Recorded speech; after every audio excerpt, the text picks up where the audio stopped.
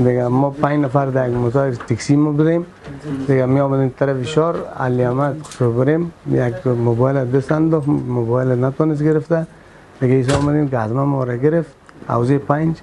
ما 5 نفر هستیم بان کلان ما فرید است دیگه سراب است دیگه ما سر زنکه دست انداختم و گرفته نتونستم موبایلش. وقتی که پیش رفتیم چک پوینت استاد کرد از بین موتر تفنگچی را کشید. 5 نفر بودیم در موتر ما می رفتیم اونجا علی بجان اکسیاسر حمله کرد موبایلش میگرفت نشد بودگیر آمد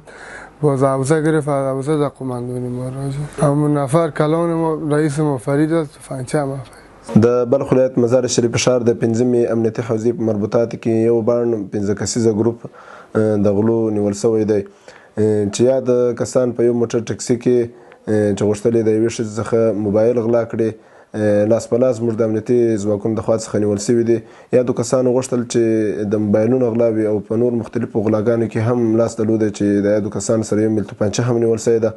الحمدلله زموږ امنیتي ځواکونو هیڅ چاته د اجازه نه ورکوي چې کوم جنایتونه ترسره کړي غلا یې وکړي نو کوم کسان چې دغسې ناوړه اعمال ترسره کوي هغې به ګیرېږي